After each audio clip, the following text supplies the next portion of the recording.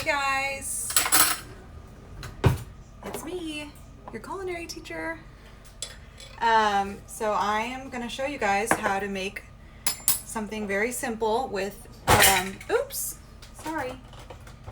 some leftovers you might have. So I made some tacos the other day, and it had a lot of ground beef left that's already seasoned. So I'm going to use it to make taco soup. So you can make taco soup, you can make it your own. I'm going to add black beans, some corn. This would be like Rotel. This is a Trader Joe's brand of it. And then I have kidney beans. So you can leave beans out, add different beans, whatever you have. It also calls for a ranch packet. Hello, who is that? Tell me your name. I don't know what your Instagram handle is. It calls for a ranch packet, so I'm going to use this. I buy this in bulk. And just get it going. That's what I'm making for dinner. I know it's 3 o'clock, but I'm going to go ahead and turn my stove on, like a medium heat. And hey, Kaylin. I think your mom emailed me, by the way. She said, keep you busy. So sit with me through this cooking tutorial. So I turn my stove on, and if you're making this from scratch, you would cook your beef right now, but my beef is already cooked. So it's already cooked and seasoned, so I'm just going to put it in there to heat it up, and it's stuck. There we go. Okay. So I'm going to let that heat back up, and my friend Joe's here. Hey, Joe.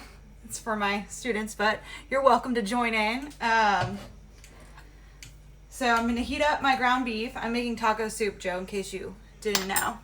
So just trying to use all of my leftovers, right? So then you're going to open up all of your cans. So I'm going to open up my corn, and you're going to dump that in with the juice. You're going to open up your tomatoes. And I should have pre-opened these. And you're going to dump that in with the juice, okay? And then you're going to, hey Kim, you're going to open up your beans. I have 2 different types of beans. You can use whatever beans you want. It's taco soup. Pinto beans are fine, no beans. I like to add them because for the extra protein, and it makes the meal last longer, so we can eat on this for a few more days since we're stuck inside our house. And I drain my beans. You're supposed to drain the liquid off, so I drain them and then rinse them. Let's see if I can get them out of the can. Good Lord.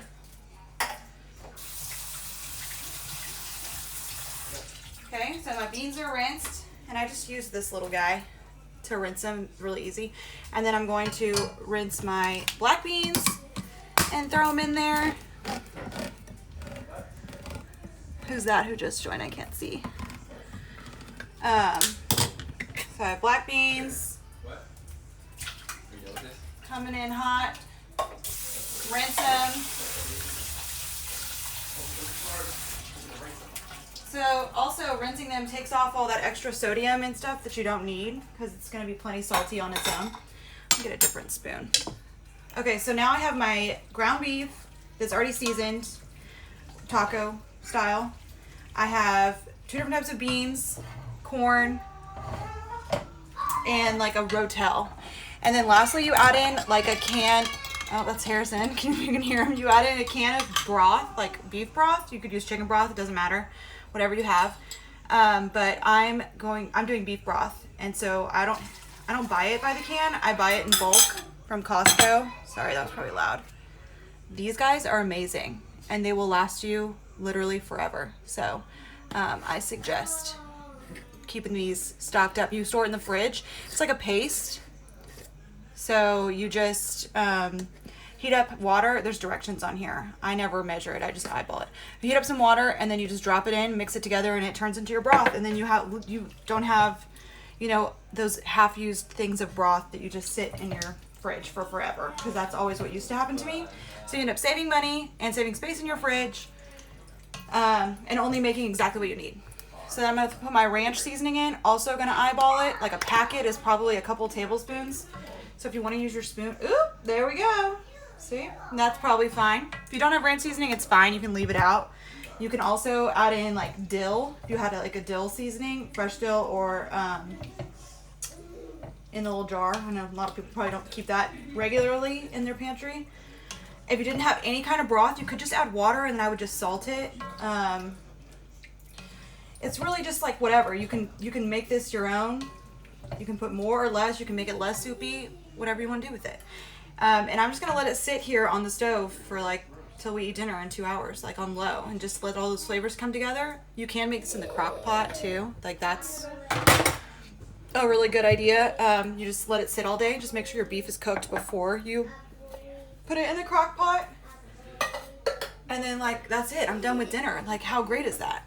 And it looks so tasty. It's just gonna sit here and get delicious. So I serve mine in a bowl with like chips and cheese on top, sour cream, whatever you have. So like as of right now, it's a gluten-free. Well, I don't know if ranch dressing, this stuff is gluten-free. I'm sure it is, but this is a gluten-free meal too, and non-dairy. So that could be good for some people that are, you know, trying to eat certain modified diets as well.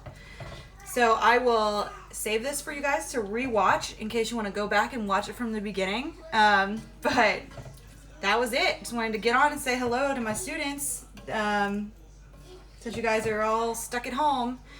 And if you have some of these things at home, I encourage you to try to do that. And like I said, I used my leftover taco meat. We had tacos a couple nights ago. So now I've repurposed it. I'm not wasting food. And we're eating tacos again, but it's a different way. So it's tasty. All right. I'll see y'all later. I don't know how to end this. Oh, there it goes. Okay, bye.